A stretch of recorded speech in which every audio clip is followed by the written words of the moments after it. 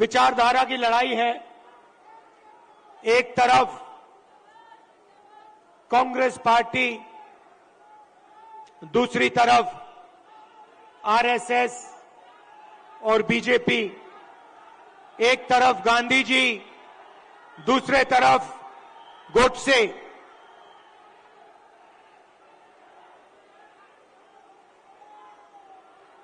ये भैया इनको दिखाई नहीं दे रहा है। भैया प्रेस वाले थोड़े नीचे हो जाएं तो लोगों को दिखे।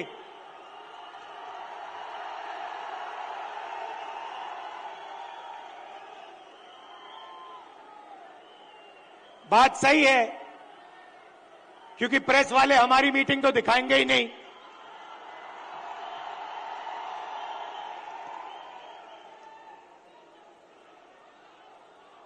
तो एक तरफ गांधी जी, दूसरी तरफ गोडसे, एक तरफ नफरत और हिंसा, अहंकार, और दूसरी तरफ मोहब्बत, आदर, भाईचारा। अब देखिए, जहां भी ये जाते हैं नफरत फैलाते हैं, गुस्सा पैदा करते हैं। अब हुआ क्या? अब मध्य प्रदेश में, मध्य प्रदेश का युवा, मध्य प्रदेश का किसान इनसे नफरत करने लग गया है। जो उन्होंने जनता के साथ किया, अब जनता उनके साथ कर रही है। और इसीलिए हमने ये 7 यात्राएं, जन आक्रोश यात्राएं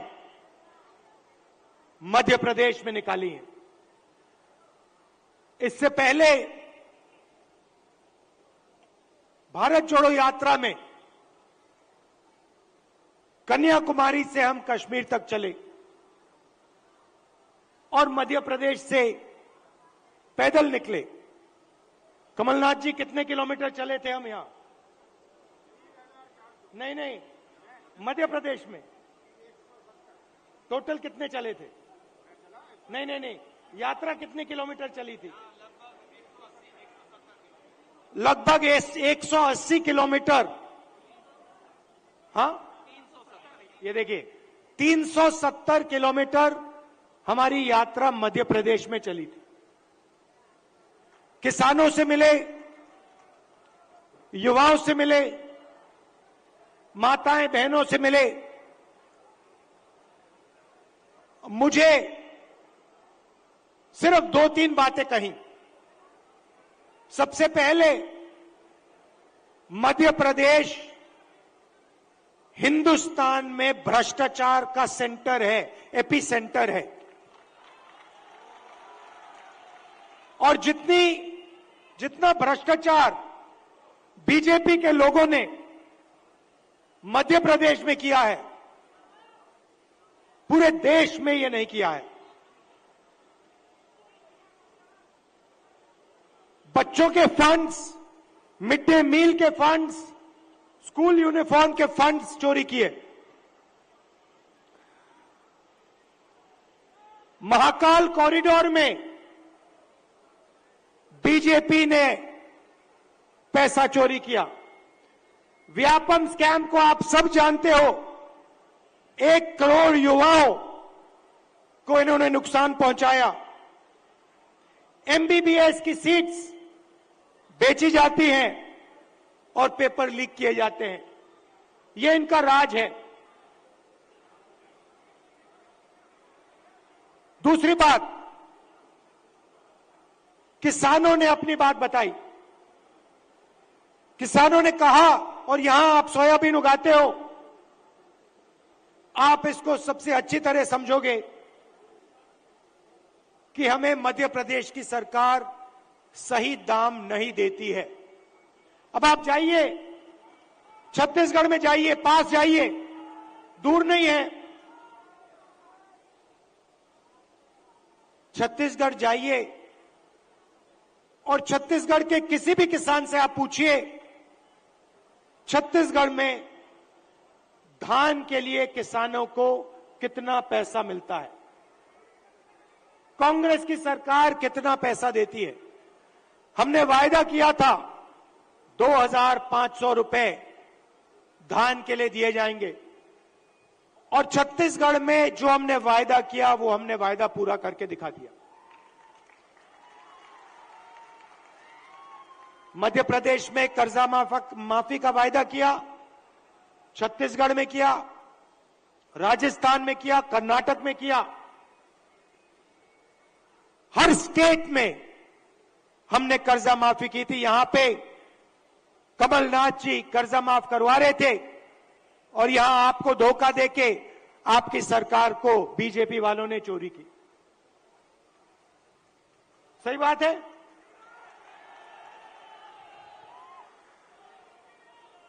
भाई और बहनों, 18,000 किसानों ने यहां पे पिछले 18 साल आत्महत्या की है। 3 किसान हर रोज मध्य प्रदेश में मरते हैं। ये इनकी सरकार है। क्यों? क्योंकि ये चुने हुए लोगों के लिए काम करते हैं।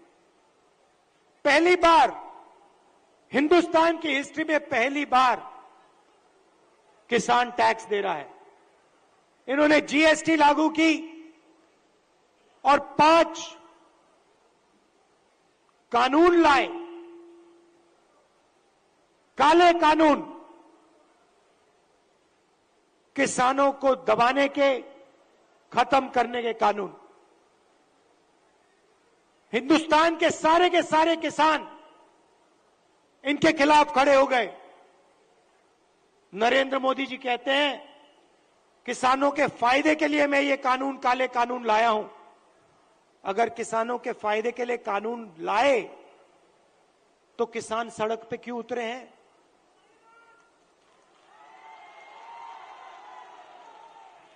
नरेंद्र मोदी जी कहना चाहते थे कि किसानों को कोई समझ नहीं है, किसान अपने हित को नहीं जानते।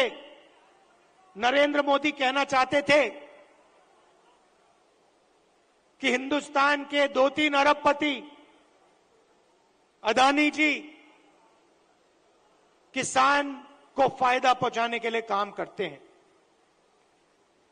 भाइयों और बहनों, आप कर्नाटक जाइए, राजस्थान जाइए, छत्तीसगढ़ जाइए, हिमाचल जाइए।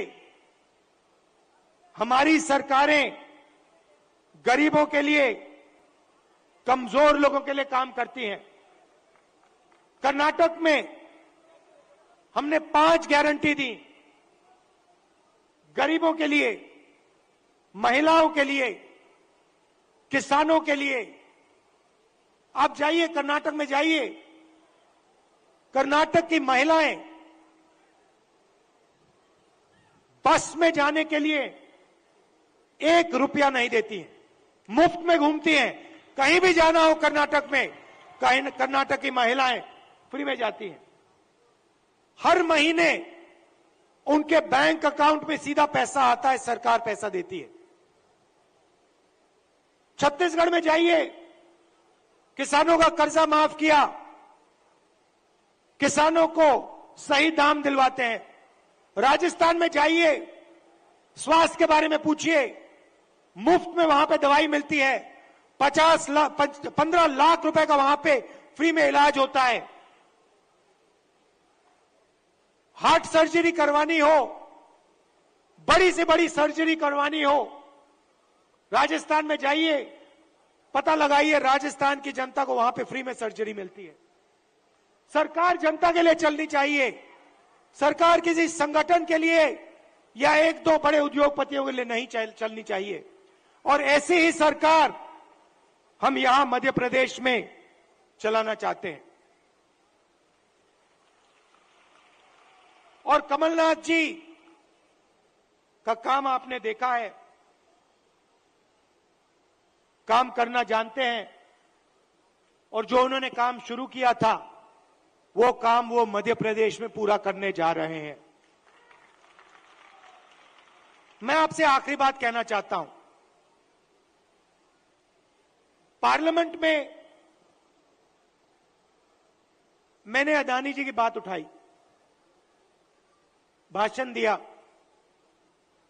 जैसे ही मैंने अपना पार्लियामेंट में अदानी जी का भाषण दिया, वैसे ही बीजेपी ने मेरी लोकसभा की जो सदस्यता है उसे रद्द कर दी, खत्म कर दी। आप सोचिए, अदानी जी की रक्षा करने के लिए एकदम मेरी लोकसभा की जो सदस्यता थी उसको कैंसिल कर दिया। मुझे कोई फर्क नहीं पड़ता, करिए जितना करना है, मैं सच्चाई बोलता हूं। और देश के सामने एक सच्चाई अदानी जी हैं। पोर्ट्स देख लीजिए, एयरपोर्ट्स देख लीजिए, इंफ्रास्ट्रक्चर देख लीजिए, धान के साइलोज देख लीजिए, हर जगह आपको अदानी जी दिखाई देंगे। अदानी जी किसानों के जेब में से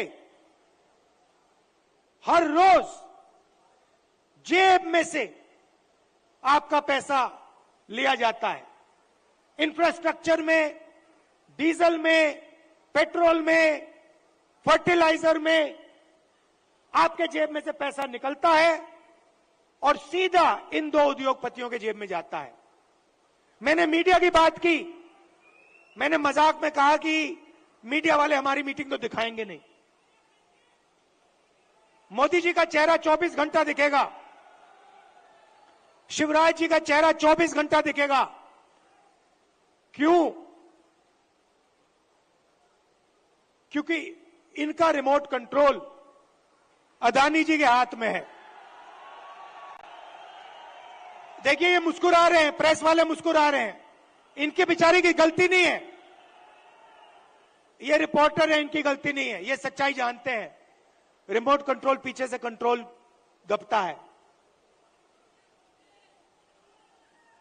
एक और सच्चाई है, और वो सच्चाई शायद अदानी जी से भी बड़ी सच्चाई है। कुछ दिन पहले बीजेपी ने महिला आरक्षण की बात की। महिला आरक्षण में हमने एक सवाल उठाया, कांग्रेस पार्टी ने उठाया, बीजेपी ने कोई जवाब नहीं दिया। हमने दो चीजें कही। हमने पहले कहा, देखिए ये महिला आरक्षण जो आप कर रहे हो ये अच्छा है, इसको करना चाहिए, मगर इसमें आपने दो छोटी सी लाइनें लिख रखी हैं। सबसे पहले इन लाइनों को आप मिटाइए। लाइन क्या थी? एक लाइन थी कि महिला आरक्षण से पहले सर्वे करने की जरूरत है,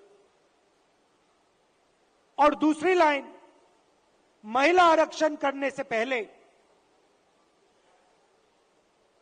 हमें जो डीनोटिफिकेशन होता है उसको करना है। इससे क्या होगा?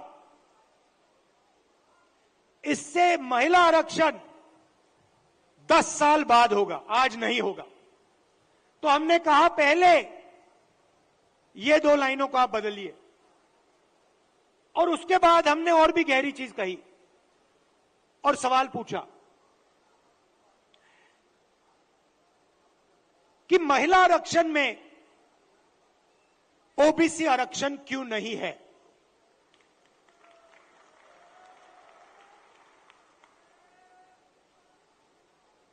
ओबीसी आरक्षण महिला आरक्षण में आपने क्यों नहीं दिया?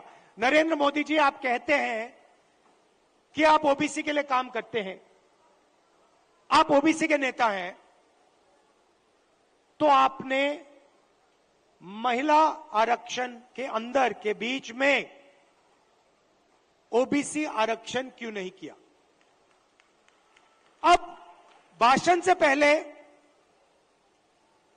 मैंने आंकड़े देखे और मैं हैरान हो गया।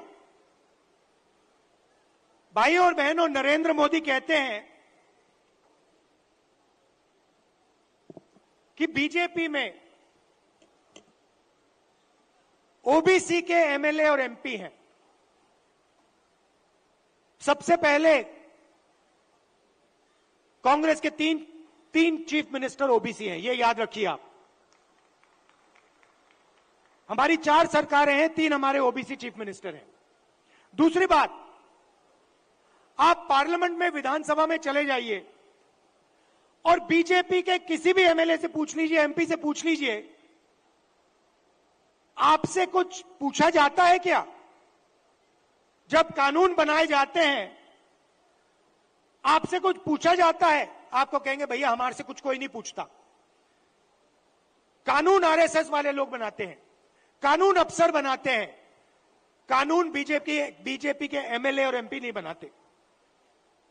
सच्चाई भाइयों और बहनों एक और है। सच्चाई यह है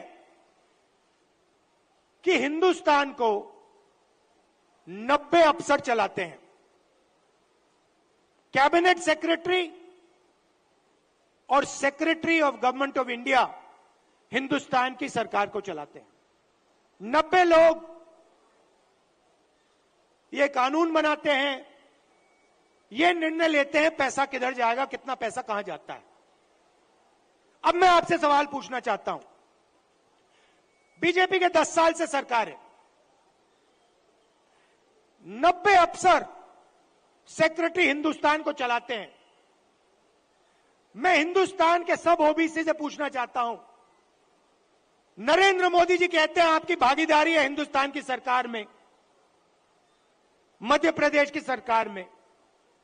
आप मुझे बता दो, इन 90 अफसरों में से ओबीसी कितने हैं? ओबीसी की आबादी कितनी है पहले यह बताओ। कितनी आबादी है ओबीसी की हिंदुस्तान में? देखो, कोई जवाब नहीं दे सकता, कोई जवाब नहीं दे सकता। क्यों? क्योंकि कास्ट सेंसस नहीं हुआ है।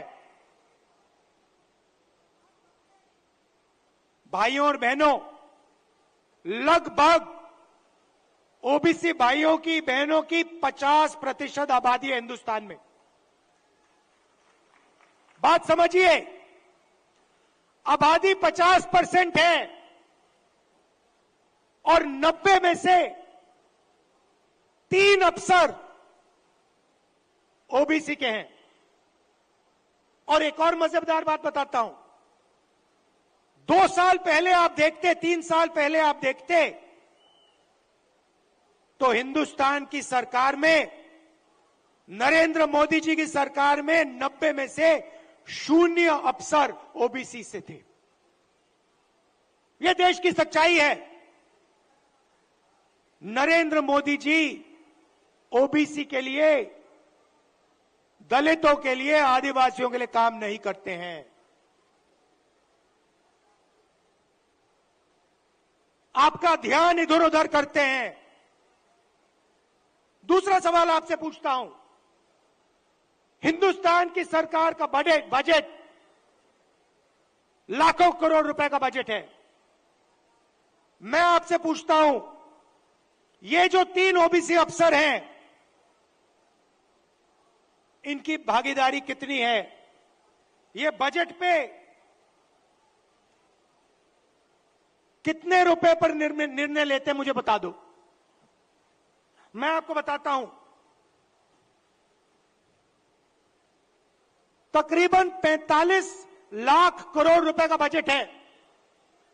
आप मुझे बताओ, ओबीसी अफसर कितने रुपए पर निर्णय लेते हैं, मुझे बता दो। नरेंद्र मोदी जी की ओबीसी की सरकार है, सब शांत, किसी को नहीं मालूम। क्यों? ये आपको नहीं बताना चाहते हैं, आपकी सच्चाई आपको नहीं बताना चाहते। सच्चाई भाइयों और बहनों ये है कि हिंदुस्तान के पूरे बजट में 5% की भागीदारी ओबीसी के अफसरों के हाथ में है। ओबीसी अफसर 3 हैं 90 में से, और 5% बजट को कंट्रोल करते हैं। यह है नरेंद्र मोदी जी का काम। नरेंद्र मोदी जी ओबीसी की सरकार नहीं चलाते हैं। नरेंद्र मोदी जी का काम जो आरएसएस ने उनको दिया है, आपका ध्यान इधर उधर करने का है, नफरत फैलाने का है, हिंसा फैलाने का है। अगर सचमुच में नरेंद्र मोदी जी ओबीसी के लिए काम करते थे तो 90 में से 3 अफसर ओबीसी के कैसे हैं? 3-4 साल पहले एक भी अफसर नहीं था ओबीसी का। हिंदुस्तान को तो ये चलाते हैं। शिक्षा में कितना पैसा जाएगा, स्वास्थ्य में कितना पैसा जाएगा, नरेगा कैसे बनेगा, भोजन का अधिकार कैसे डिजाइन होगा, ये तो इन 90 अफसर निर्णय लेते हैं। भाई और बहनों, ओबीसी की सरकार नहीं है। और देखिए, जैसे ही मैं ये बात कहता हूं, आप नोट करना, आज मैंने यहां खुले में यह बात बोली है, ये सारे के सारे टीवी कैमरा बंद हो जाएंगे।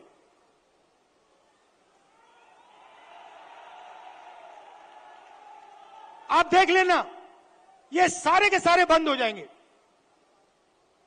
क्योंकि जो सच्चाई है देश की, कि जो सारी की सारी लूट हो रही है, ये व्यापम स्कैम जो है, ये सारा का पैसा, ये आपका शिक्षा का पैसा, स्वास्थ्य का पैसा जो चोरी हो रहा है, ये ओबीसी की जेब में से पैसा चोरी हो रहा है।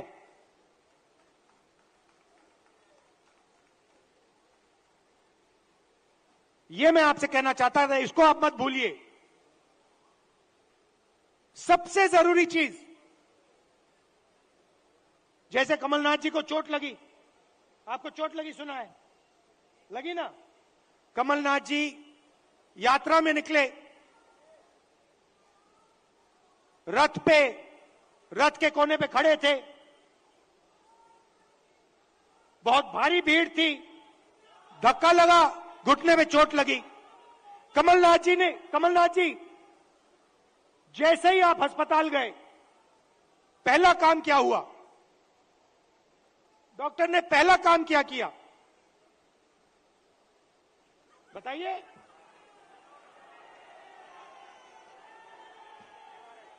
पहला काम डॉक्टर ने एक्सरे लिया, एमआरआई लिया। उसके बाद डॉक्टर ने कहा, हां, घुटने में यह प्रॉब्लम है। अब मैं यही बात कह रहा हूं, सब लोग कहते हैं हिंदुस्तान में ओबीसी है, दलित है, जनरल है, आदिवासी हैं, मगर जब हम सवाल पूछते हैं ओबीसी कितने हैं, जनरल कितने हैं, दलित कितने हैं, आदिवासी कितने हैं, कोई जवाब नहीं दे पाता। देखो, मैं पूछता हूं, भैया ओबीसी कितने हैं हिंदुस्तान में? कोई नहीं दे सकता। तो मैं ये कह रहा हूं कि अब वो समय आ गया है कि हमें हिंदुस्तान का एक्सरे करना है। यह पता लगाना है कि अगर 90 अफसर हिंदुस्तान को चला रहे हैं और उसमें से 5% भागीदारी ओबीसी को मिल रही है, तो क्या ओबीसी की आबादी 5% है? क्या हो ही नहीं सकता। तो अगर उनकी आबादी 5% नहीं है, अगर उनकी आबादी 50% है, तो उनका 5% बजट पे कंट्रोल क्यों है? उनका 50% बजट पे कंट्रोल क्यों नहीं है? अब जब मैं ये सवाल उठाता हूं, बीजेपी के लोग कांपने लग जाते हैं, नरेंद्र मोदी जी भाग जाते हैं, अमित शाह जी कुछ और कहते हैं, हिंदू मुस्लिम कहेंगे, नफरत फैलाने की कोशिश करेंगे। भाई और बहनों, देश के सामने एक ही मुद्दा है, कास्ट सेंसस। ओबीसी कितने हैं और उनकी भागीदारी कितनी होनी चाहिए, यह हिंदुस्तान के सामने सबसे बड़ा सवाल है। और कांग्रेस पार्टी की हिंदुस्तान में सरकार है, पहला काम यह हम करके दिखाएंगे। अब बीजेपी के पास मजे की बात सुनिए, कास्ट सेंसस कांग्रेस पार्टी ने किया, जब हमारी सरकार थी हमने किया। सारे के सारे आंकड़े नरेंद्र मोदी जी के पास हैं। हिंदुस्तान में कौन सी जात की कितनी आबादी है, हिंदुस्तान की सरकार जानती है। हिंदुस्तान में ओबीसी कितने हैं, हिंदुस्तान की सरकार जानती है। नरेंद्र मोदी हिंदुस्तान के ओबीसी को ये बताना नहीं चाहते हैं कि आप कितने हो, क्योंकि वो आपको भागीदारी नहीं देना चाहते हैं, वो आपको सच्ची शक्ति नहीं देना चाहते हैं। वो आपके लोगों को विधानसभा में बैठा देते हैं, मगर फिर उनको बिल्कुल चुप करा देते हैं। हम चाहते हैं कि सबकी भागीदारी हो, किसानों को सही दाम मिले। ये सबका हिंदुस्तान है, दो तीन उद्योगपतियों का नहीं है। इसीलिए हमारा पहला काम कास्ट सेंसस होगा, और जैसे ही हमारी सरकार आएगी हम देश को बता देंगे इस देश में कितने ओबीसी हैं, कौन से कितने जात की आबादी है। ये अगर हमें सचमुच में हिंदुस्तान की जनता को शक्ति देनी है, तो जैसे कमलनाथ जी का एक्सरे हुआ था, एमआरआई हुई थी, वैसे ही हम हिंदुस्तान का एमआरआई, हिंदुस्तान का एक्सरे करा के देंगे। आप सबका दिल से बहुत बहुत धन्यवाद। नमस्कार, जय हिंद। राहुल गांधी, बहुत बहुत धन्यवाद। सबसे पहले राहुल जी का मेरा निवेदन है सबसे कि 2 मिनट ये स्वायत्ती शिक्षक भी आए और यहाँ पे एक और बात, कमलनाथ जी ने मुझे याद दिलाया। देखिए, कमलनाथ जी ने यहां पे 27% रिजर्वेशन ओबीसी को दिलवाया था, कानून पास किया था, और बीजेपी के लोगों ने पीछे से उसे रद्द किया।